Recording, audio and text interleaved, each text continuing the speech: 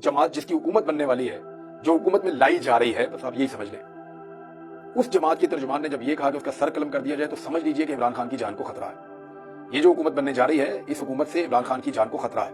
अगर इमरान खान को कुछ भी होता है तो मरीम औरंगजेब का ये बयान PMLN के गले का फंदा बन जाएगा और इस लेवल के ऊपर कभी नहीं जाना चाहिए कि इस किस्म के स्टेटमेंट्स दिए जाएं। फ्रस्ट्रेशन अपनी जगह पे, क्योंकि इलेक्शन वो हार गए हैं, जबरदस्ती उन्होंने सीटें इकट्ठी की हुई हैं, चोरी का माल जो है उनका पकड़ा जा रहा है, अब उल्टा चोर को उतवाल को डांटे तो वो शोर मचाना शुरू हो जाते हैं। ये फ्रस्ट्रेशन जरूर निकालें लेकिन एक लेवल तक जाएं, उससे आगे ना जाएं, क्योंकि अब फजलुर रहमान साहब ने जो स्टेटमेंट दिया उसकी तस्दीक राजा रियाज साहब ने भी कर दी है। राजा रियाज साहब जो है वो नईम भट्ट साहब से बात कर रहे थे, सीनियर जर्नलिस्ट हैं, उनसे बात करते हुए उन्होंने कहा जी बिल्कुल यही बात राजा रियाज साहब ने कहा, हमें जब मुलाकात हुई तो फजलुर रहमान साहब ने हमें भी बताई थी और उन्होंने बात की तस्दीक की कि जो फजलुर रहमान साहब ने बात की है ये पहले से हमें पता थी।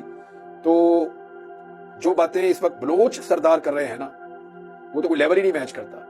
यानी अगर आप सुने, मैं तो वो बात कहना भी नहीं चाहता जो बात महमूद खान चकधई साहब कह रहे हैं, जो बात अख्तर मेंगल साहब कह रहे हैं, जो बात रईसानी साहब कह रहे हैं और जो बातें बलूचिस्तान के नौजवान कह रहे हैं, मेरे ख्याल में रियासत पाकिस्तान को होश के नाखून लेने चाहिए और ये धांधली वाला सिलसिला रोककर लोगों के दुखों का मदावा करना चाहिए और लोगों को उनका जो इस्तिस्वाबे राय का हक है कि उन्होंने खुद फैसला करना है अपने मुल्क का और अपने मुस्तकबिल का, वो उनको लौटा देना चाहिए। और उसका सबसे आसान तरीका फॉर्म 45 है। PMLN के लोग ये तो कहते हैं कि धांधली नहीं हुई, लेकिन जैसे ही उन्हें कहा जाता है कि अपने फॉर्म 45 ले आए तो वो फॉर्म 45 लाने से इनकार कर देते हैं। जबकि पाकिस्तान तहरीके इंसाफ के लोग, आजाद उम्मीदवार दीगर जो हैं वो भी, जमात इस्लामी के लोग, तहरीके लब्बैक के लोग और इसके अलावा दीगर आजाद उम्मीदवार जैसे मुस्तफा नवाज खोखर है, उन्होंने कहा जी मैं ले आता हूँ फॉर्म 45, इसके ऊपर फैसला कर ले, मैं 2 सीटें हारा हूँ और 2 सीटें पाकिस्तान तहरीके इंसाफ जीती है, लेकिन जबरदस्ती ये किसी और को जितवा दी गई, PMLN को फायदा दिया गया। तो अब यही एक तरीका रह गया रियासत के पास कि वो इन चीजों को वापस ठीक इस तरीके से कर सकती है।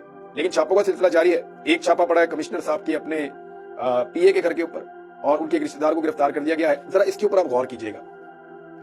कमिश्नर चट्ठा वो एक एलिगेशन लगाता है और फिर वो गिरफ्तार हो जाता है। एक तो इल्जाम लगाने के ऊपर गिरफ्तारी, ये मुझे समझ नहीं आ रही। गिरफ्तार कर दिया गया, मेरी इत्तला के मुताबिक अभी तक मुकदमा दर्ज नहीं किया गया।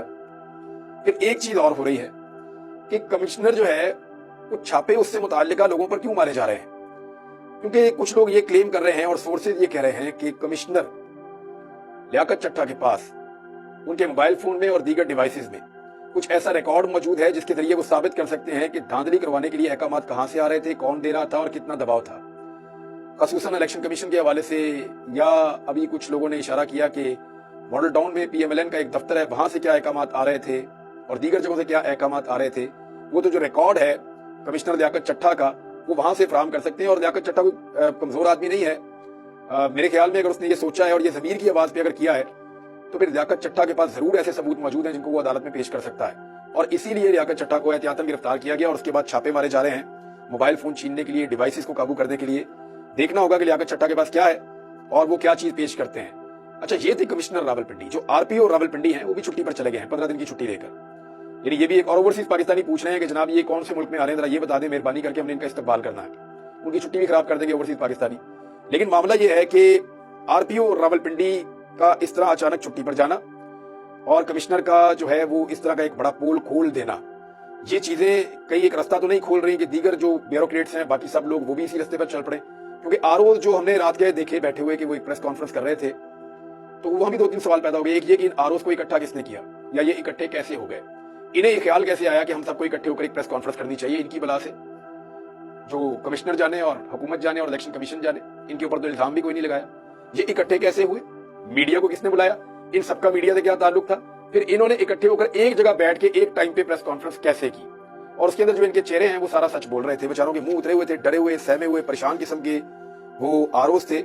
लेकिन इसके बावजूद जो है उनसे एक प्रेस कॉन्फ्रेंस करवाई गई और उन्होंने एक प्रेस कॉन्फ्रेंस की है। अब आ जाए इस बात पे, छापे शेर अफजल मरवत के घर पे छापा पड़ा, वो जख्मी भी हो गए हैं। अली अमीन गंडापुर का अभी तक कामयाबी का नोटिफिकेशन नहीं आया। खैबर पख्तूनख्वा के कामयाबी के नोटिफिकेशन MPF के आ रहे हैं। अली अमीन गंडापुर का लटकाया गया है। मेरे ख्याल में रीजन यही है कि वो इमरान खान के वजारत आला के उम्मीदवार हैं। PSL के हवाले से खबर आ रही है कि जो पाकिस्तान क्रिकेट लीग हो रही है उसमें जो नौजवान है वो इमरान खान के नारे लगा रहे हैं, तेरा यार मेरा यार, कैदी नंबर 804। फिर एक वो लगाते हैं कि मरियम के पापा चोर हैं, ये वो नारा लगाते हैं। इसके अलावा 2-4 और नारे वो लगाते हैं। तो वो क्रिकेट का मैदान है, वहां पे क्रिकेट होनी चाहिए, लेकिन वहां पे अब क्योंकि पाकिस्तान में सियासी शऊर इतना ज्यादा आ गया है और हाल ही में इलेक्शन हुआ है, तो ऐसे में नौजवानों की जहां पे भी बड़ी तादाद इकट्ठी होती है। सुबह हम नाश्ता करने के लिए गए थे एक होटल में, यहाँ लाहौर में है, हाजी चने वाले बरकत मार्केट में। उधर लोग नारे लगा रहे थे, यानी वो लोग अपना नाश्ता भी कर रहे थे, नौजवान जहां इकट्ठे होते हैं वो नारेबाजी शुरू कर देते हैं। वो भी हम सुन रहे थे, सुबह देख रहे थे। तो जब क्रिकेट के मैदान में नौजवान इकट्ठे हुए तो वहां पे भी उन्होंने नारेबाजी की। पुलिस ने आगे उनके साथ जो है वो सख्ती भी की, वहां की इंतजामिया ने उनके साथ मार कुटाई भी की है, उनको खींचातानी भी उनके साथ की है। अब एक कैंपेन चल रही है कि पीएसएल का बाइकआउट कर दिया जाए पाकिस्तानियों की जानिब से। देखिए, ये पाकिस्तान का गेम है और हमें इसको प्रमोट करना होता है। हालात कैसे भी हों, कितने भी मुश्किल हों, हमें अपने मुल्क को किसी जगह पे भी नुकसान नहीं पहुंचाना। पीएसएल की बाइकआउट करने की बजाय आप अपना एहतजाज जरूर रिकॉर्ड करवाएं, और उसके 100 और तरीके हैं। लेकिन कोई ऐसी चीज ना की जाए, पूरी दुनिया के अंदर लोग देखते हैं, हमारे ये मैचेस जितने ज्यादा लोग देखेंगे दुनिया में उतने ज्यादा मकबूल होंगे और हमारी ये गेम उतनी ज्यादा आगे बढ़ेगी। हुकूमत आज ये बन गई है, जबरदस्ती बनाई गई है। हो सकता है ये हुकूमत संभाल पाए शहबाज शरीफ, या हो सकता है ना संभाल पाए, हो सकता है कोई और हुक्मरान आ जाए, पाकिस्तान तहरीक इंसाफ की सीटें वापस मिल जाएं, वो हुकूमत में आ जाएं, बहुत मुमकिन है। तो ये पीएसएल भी इधर ही रहेगा, मुल्क भी इधर ही रहेगा, क्रिकेट भी इधर ही रहेगी, क्रिकेट के फैंस भी इधर रहेंगे। जहां तक फैंस हैं उनको चाहिए कि वो मैचेस देखें, और जहां तक हुकूमत है उनको बर्दाश्त करना चाहिए कि लोग कोई भी नारा लगा सकते हैं। पाकिस्तान में डेमोक्रेसी है, आजादी इज़हार राय है, कोई आदमी कोई भी नारा लगाना चाहे तो उसको नारा लगाने से रोकना नहीं चाहिए। काजी फायदे साहब ने जो 2-3 चीजें की हैं, वो चीजें मैं आपको अगले वीलॉग में बताता हूं, क्योंकि वो चीजें बड़ी इंपॉर्टेंट है। इनको मैं रोक लेता हूं और अगले वीलॉग में कुछ चीजें और आपके साथ शेयर करता हूं। अब तक के लिए इतना ही, अपना ख्याल रखिएगा, अपने इस चैनल का भी। अल्लाह हाफिज़।